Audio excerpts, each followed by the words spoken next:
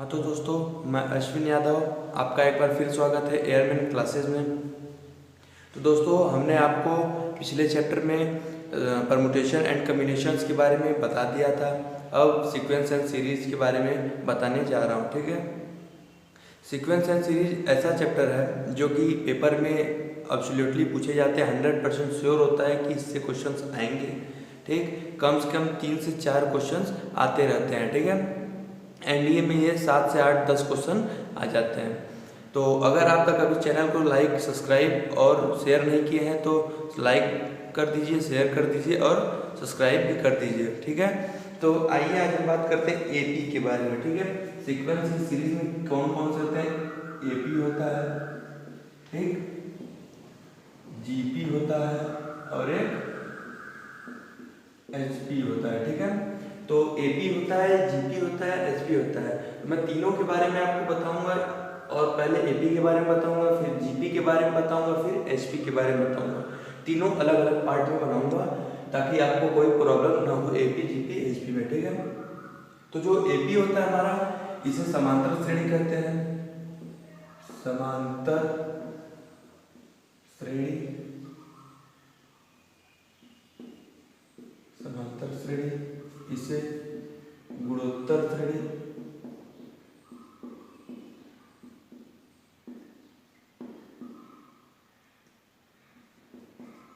और इसे हरात्मक,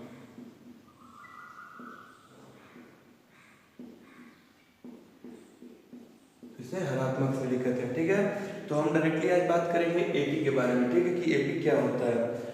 तो एपी जो हमारा होता है समांतर श्रेणी, इसका मतलब ये हो गया कि कोई भी संख्या, ठीक, कोई भी संख्या अगर दी है, जैसे कोई भी संख्या अगर दी a plus d, a minus a plus 2d, ठीक, dot dot dot dot n तक, ठीक, और इधर a minus d, a minus 2d, a minus 3d, ठीक, डॉट डॉट डॉट इधर तक। तो कोई भी संख्या अगर दी हो, ठीक, तो उसमें एक समान संख्या से जोड़ने अथवा घटाने पे हमें जो सीरीज प्राप्त होती है हम उसे समांतर श्रेणी कहते हैं, ठीक है, समांतर श्रेणी कहते हैं। जैसे अगर कोई भी संख्या दिया हुआ है, जैसे 1 2 3 4, इसका मतलब क्या है? समांतर। समांतर का मतलब आप समझिए क्या होता है। समांतर का मतलब है समान अंतर हो। तो इसके और इसके बीच में कितना? 1 का अंतर है। इसके और इसके बीच में कितने का अंतर है? 1 का अंतर है। इसके और इसके बीच में 1 का अंतर है। तो ये जो है समान अंतर वाले हैं, समांतर में है, तो इसे क्या कहेंगे? समांतर श्रेणी में। इसके बीच जो अंतर होना चाहिए ये वो समान होना चाहिए, समान अंतर होगा तभी वो समांतर श्रेणी में होगा, ठीक है। तो जो समांतर श्रेणी हमारा होता है उसमें कैसे कोई लिखते हैं, ठीक है। जैसे होता है समांतर श्रेणी में मान लेते हैं T1 है, T2 है, T3 है, T4 है, T5 है, डॉट Tn तक है, ठीक है। अगर ये दिया हुआ है, ये हमें दिया हुआ है कि T1 T2 T3 T4 dot Tn तक जो है समांतर श्रेणी में है, तो कैसे पता करेंगे कि ये समांतर श्रेणी में है, ठीक है। तो पता करने का तरीका क्या होता है? ये जो T2 होता है, T2 माइनस T1, ठीक, equal to T3 minus T2, T3 minus T2 equal to T5 minus T4, T5 minus T4, ठीक है। तो इसका मतलब क्या हो गया हमारा? Tn माइनस Tn माइनस 1, ठीक है। ये हो रहा है हमारा, इसका फॉर्मूला बन रहा है Tn माइनस Tn, पता करने के लिए कि ये श्रेणी जो बनेगी वो समांतर श्रेणी में है अथवा नहीं है, ठीक है। तो हमें ऐसे पता चल जाएगा। इसमें एक और बात, जो दूसरी संख्या होती है सदैव दूसरी संख्या से ही पहली संख्या को घटाते हैं तभी पता चलता है। तो जो समांतर श्रेणी का हमारा फॉर्मूला बनता है वो फॉर्मूला होता है Tn equal to a plus n minus 1 into d, ठीक। Tn equal to n minus 1 into d, where, जहां पर, ठीक, वेयर Tn जो है nth टर्म है, nth टर्म है, a प्रथम पद है, प्रथम पद है, और n जो है नंबर ऑफ टर्म्स है, n equal to number of terms है, नंबर ऑफ टर्म्स है, ठीक। और d जो है d ये होता है हमारा सर्वांतर, इनके बीच का जो अंतर होता है उसे d कहते हैं, सर्वांतर, ठीक है। ये क्या है? सर्वांतर। और एक चीज बता दूं, एपी में जो होता है इसमें अंतर होता है, डिफरेंस होता है, दोनों हर श्रेणी में इसमें डिफरेंस, आपको डिफरेंस मिलते हैं, ठीक है। तो ये जो फॉर्मूला होता है nth टर्म ऑफ एपी होता है, ठीक है, nth टर्म ऑफ एपी होता है। तो इसका जो भी बताया वो nth टर्म का जो फॉर्मूला होता है वो होता है a plus n minus 1 into D. ये बता दिया हूँ अभी आपको nth टर्म का फॉर्मूला। अगर इसी पे एक एग्जांपल आपको दे देता हूँ, ठीक है। जैसे दिया है 1 3 5 7 डॉट डॉट डॉट n तक दिया हुआ है, ठीक है। कितना कहाँ तक दिया हुआ है? n तक दिया हुआ है, ठीक है, n तक दिया हुआ है। तो इसमें हमें पता कैसे करना है कि AP होगा, ठीक है।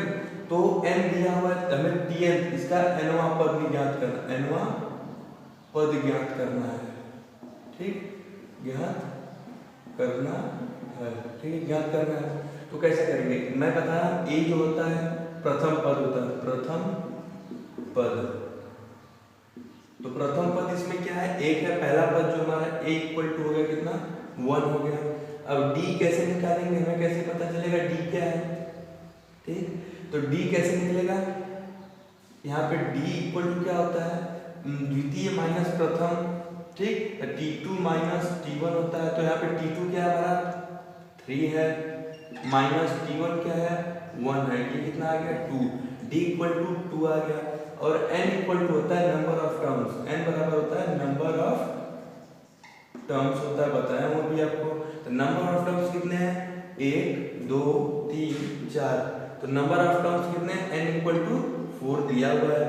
तो हमें nवां पद ज्ञात करना है। तो ठीक है, Tn equal to a plus n minus 1 into d, formula लगा देते हैं। तो Tn इक्वल टू a का वैल्यू हमारा 1 है, प्लस n का वैल्यू हमारा कितना है? 4 आया है, 4 माइनस 1 इंटू डी का वैल्यू जो हमारा कितना है? 2। सर्वांतर कितना है? 2 का है। तो ये 1 प्लस 3 इंटू 2 7। इसका जो nवां पद होगा वो कितना होगा? 7 होगा। इसका nवां पद कितना होगा? 7 होगा। तो जो AP का हमारा होता है सम ऑफ n टर्म्स, ठीक है, AP का sum of n term, sum of n term क्या होता है इसका? Sn equal to n by 2 bracket में 2a plus n minus 1 into d, ठीक है। ये होता है AP का sum of n terms, n पदों का योगफल होता है AP में, ठीक है। अगर इसमें जो सम ऑफ n टर्म्स है पहला, इसका AP का अगर पहला पद, पहला व अंतिम पद दिया हो, पद दिया हो, तब इसका जो फॉर्मूला हो जाता है सम ऑफ n टर्म्स का रहता है, वो हो जाता है Sn equal to n by 2 bracket में a प्लस l हो जाता है, ठीक। तो जो AP का सम ऑफ n टर्म्स होता है वो होता है Sn equal to n by 2 into 2a plus n minus 1 into d होता है। अगर पहला और आखिरी पद, मतलब इसका मतलब समझ, पहला और आखिरी पद, जैसे example 1 3 5 7 dot dot dot dot dot, ये दे दिया है 13, ठीक, तो दे दिया है। तो पूछ रहा है कि सम ऑफ n टर्म्स, इनका जो सम होगा n टर्म्स का वो क्या होगा। तो इसमें पहला टर्म्स हमें मिल गया है 1 है, और लास्ट टर्म जो है 13 है, ठीक है। तो यहाँ पे जो है L इक्वल टू है लास्ट टर्म, लास्ट टर्म है, ठीक है, n equal to last term है। तो जो इसका सम होगा n टर्म्स, अगर पहला और अंतिम दिया होगा तो Sn equal to n by 2। अब n कितना है, ठीक, तो n के लिए हमें कितना निकालना होगा, n दिया हुआ 1 2 3 4 5, ठीक है। तो इसका तो n की वैल्यू जो हमारी है 7 है, ठीक है, 7/2। अब 7 कैसे आप पूछेंगे, तो 1 3 5 7 9 प्लस 11 प्लस 13, तो कितना हो गया नंबर ऑफ टर्म्स, 1 2 3 4 5 6 7। तो n का वैल्यू हमारा कितना हो गया, 7 हो गया, ठीक। अब पहला पद a क्या दिया है, 1 दिया है, और आखिरी पद कितना है, 13, कितना हो गया, 14 हो गया। 7/2 इंटू 14, 7 बार कट जाएगा, ये कितना आएगा 49। तो जो पहला और अंतिम पद अगर दिया हो तो उसका formula Sn/(n/2) a plus l होता है। एग्जाम्पल में आपको बता दिया, इसी एग्जाम्पल पे ऐसे ही लगेंगे, ठीक है। तो अगला जो होगा एपी का, ठीक है, एपी में पूछता है इसका समांतर माध्य अर्थमेटिक मीन।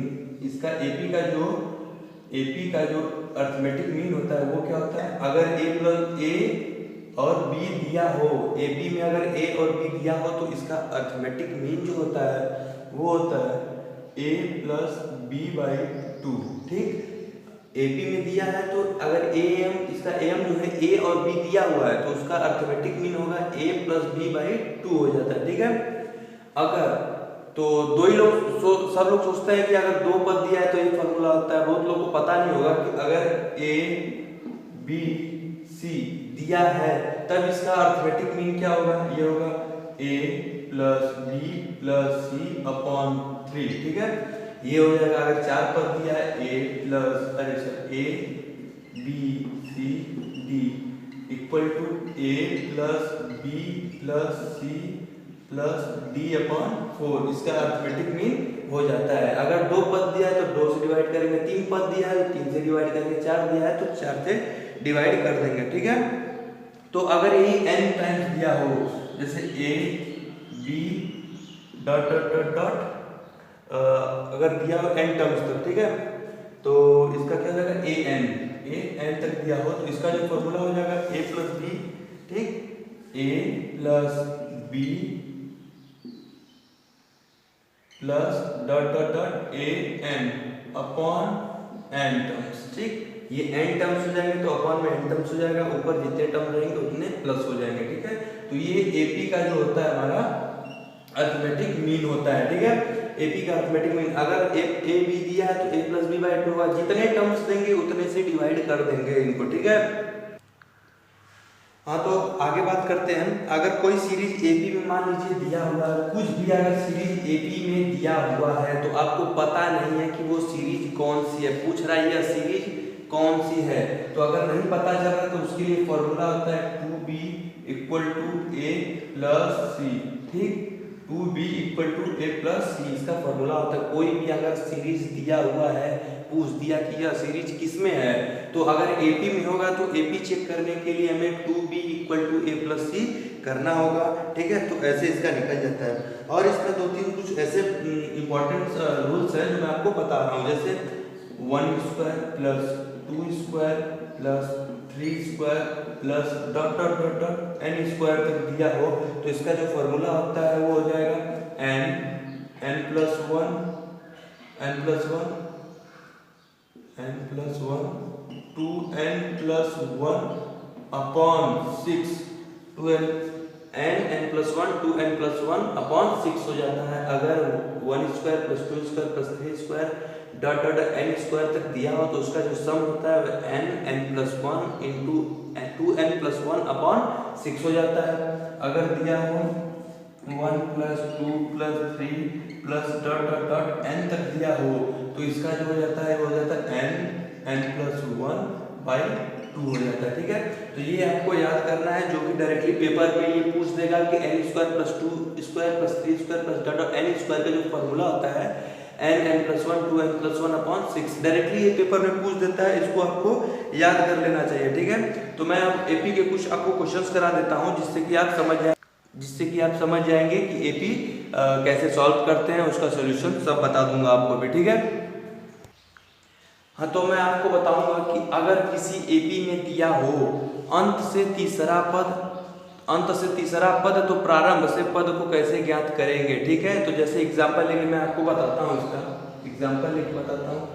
1 3 5 7 9 11 13, ठीक। अगर ये एपी में श्रेणी दिया हुआ है तो पूछ रहा है कि अंत से तीसरा पद ज्ञात करिए, अंत से तीसरा पद ज्ञात करिए। इसका क्या मतलब हुआ कि अंत से पहला, दूसरा, तीसरा ये पद हमको ज्ञात करना है, ठीक है। तो हम अंत से फॉर्मूला नहीं पढ़े हैं, तो अंत से नहीं जानते हैं, तो इसको क्या कर देंगे, प्रारंभ से पद निकाल देंगे। वैसे अब प्रारंभ से पद कैसे निकालेंगे, उसके लिए मैं आपको फॉर्मूला बताता हूँ। प्रारंभ से n का जो पद निकालना होगा वो क्या हो जाता है, वो हो जाएगा हमारा n माइनस, जितना पूछ रहा है कि पद में तीसरा अंतिम पद, चौथा अंतिम पद, पांचवा अगर पूछा 4 5 6 जितना पूछ रहा है, तो इसमें पूछा है अंतिम से तीसरा पद ज्ञात करिए। तो अंतिम से तीसरा तो 3 करेंगे माइनस, अगर अंतिम से चौथा पूछता तो -4 करते, पांचवा पूछता तो -5 करते, ठीक, प्लस 1 कर देंगे। तो n का वैल्यू हमारा कितना है, टोटल नंबर ऑफ टर्म 7 - 3 + 1, ये कितना हो जाएगा 5। तो मतलब क्या हो गया, हमें प्रारंभ से पांचवा पद निकाल लेंगे तो अंत से तीसरा पद मिल जाएगा, ठीक। तो प्रारंभ से पांचवा पद कौन है, 1 2 3 4 5, हमें ये पद ज्ञात करना है। तो अब इसका फॉर्मूला जानते हैं, नॉर्मली प्रारंभ से फॉर्मूला हम जानते हैं कि प्रारंभ में क्या लगता है। तो T5 हमें वैल्यू पता करनी है, T5 = a + n - 1 × d, ठीक। तो a का वैल्यू कितना है प्रारंभ से, 1 प्लस n का वैल्यू कितना है हमारा, n का वैल्यू हमारा 5 है, प्रारंभ से हमें ज्ञात करना है पांचवा पद, 5 - 1 × d का, देखिए d सर्वांतर 2 का है, सब में 2 2 का सर्वांतर है, तो ये 2 हो गया, ठीक।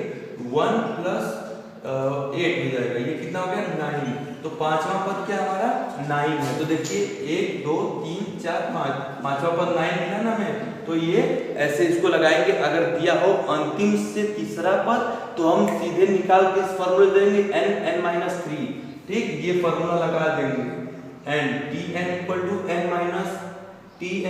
क्या लगा देंगे, n - 3 + 1 कर देंगे, प्रारंभ से पद मिल जाएगा हमें, ठीक है दोस्तों। तो एपी के मैं अगला क्वेश्चन आपको बताऊंगा कि क्वेश्चंस अगर पेपर में दिए हो तो उसको कम से कम समय में कैसे आप उसको सॉल्व करें, ठीक है।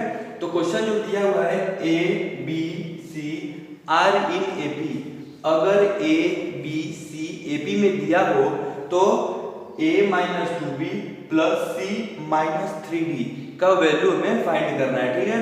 तो हम जानते हैं कि एपी में जो सीरीज होता है उसका जो सर्वांतर डी होता है वो बराबर होता है। तो क्यों ना हम ए बी सी को कोई वैल्यू मान लें, इसको मैं ट्रिक से बताऊंगा आपको, ठीक है। ए बी सी को कोई वैल्यू मान लें, जैसे ए बी सी है तो इसको 1, इसको 2, इसको 3 मान लो। ए बी सी ये एपी में है ना, सब में अंतर एक एक का है, सीरीज भी एपी में बन गया, 1 2 3 जो माने हम, ठीक है। तो अब इसमें इसका वैल्यू पुट कर देते हैं, ठीक है, इसमें इसका वैल्यू पुट कर देते हैं।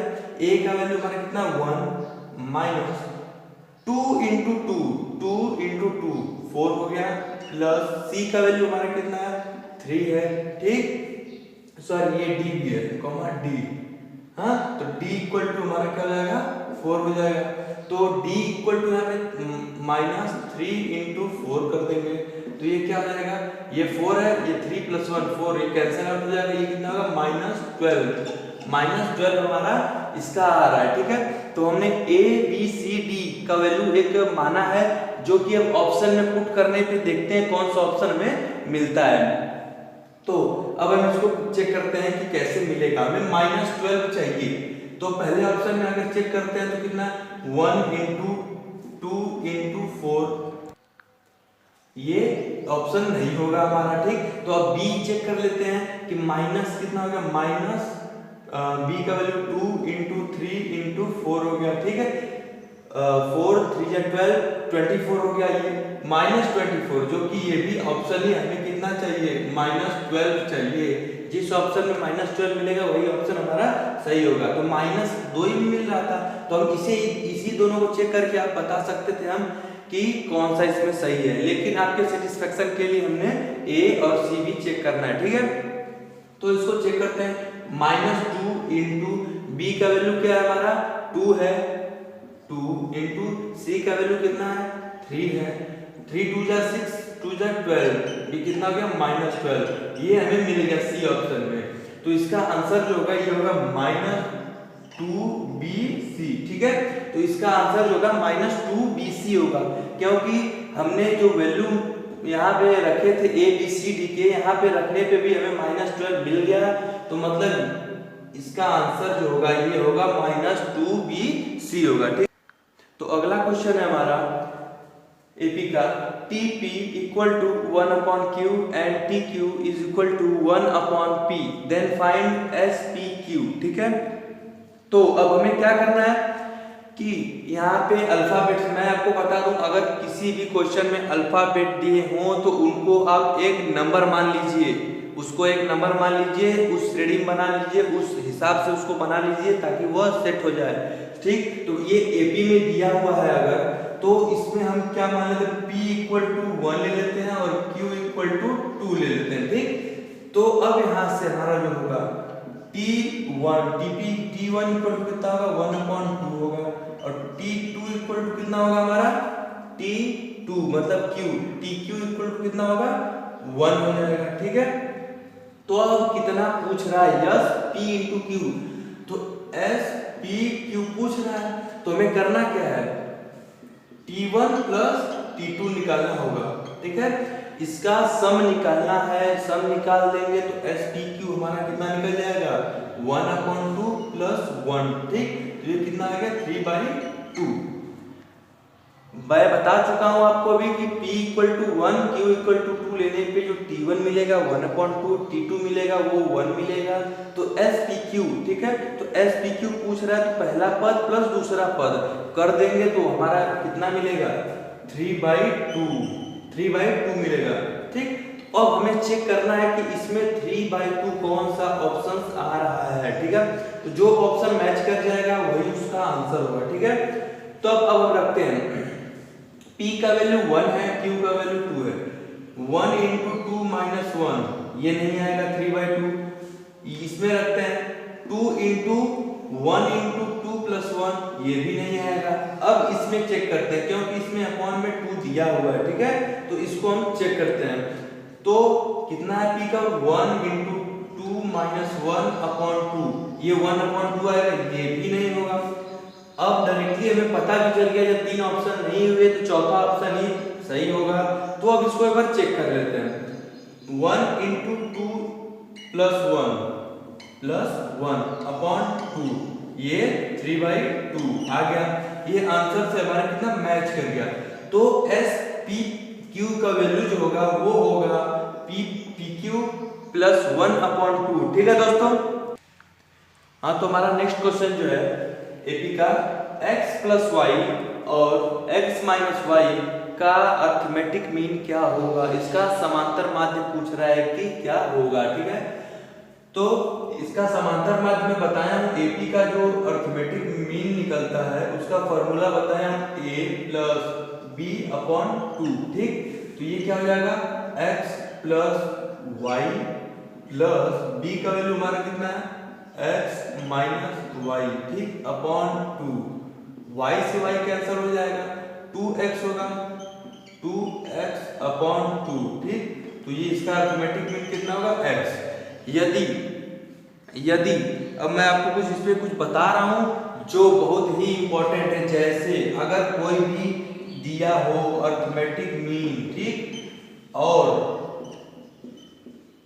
जियोमेट्रिक मीन मतलब गुणोत्तर माध्य और समांतर माध्य दिया हो, गुणोत्तर माध्य जो दिया हो n दिया हो, ठीक, और जो समांतर माध्य हो m दिया हो, तो जो समांतर माध्य और गुणोत्तर माध्य का जो रेशियो होगा, जो अनुपात होता है उसका फॉर्मूला होता है, ठीक। अगर ये m है am और ये g है तो m n का अनुपात जो होगा m² into m² plus n² ratio m² under root m² minus n² होता है, ठीक है।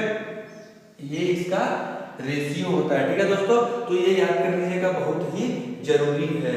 अभी तो जीएम आपको गुणोत्तर माध्यम में आपको पढ़ाया नहीं हूँ, इसलिए बता दिया हूँ, लेकिन अगले चैप्टर में भी बता दूंगा, ठीक है। हाँ तो दोस्तों, अगर आपको क्वेश्चंस अच्छे लगे हों, अगर चैनल आपको सब्सक्राइब आपने नहीं किया है अभी आप तक, तो चैनल को जाके सब्सक्राइब करें, लाइक करें, शेयर करें और बेल आइकन को भी दबाएं, ठीक है। अगर आपको और अच्छे अच्छे वीडियो चाहिए तो कमेंट सेक्शन में जाके कमेंट करें, ठीक है। Thank you.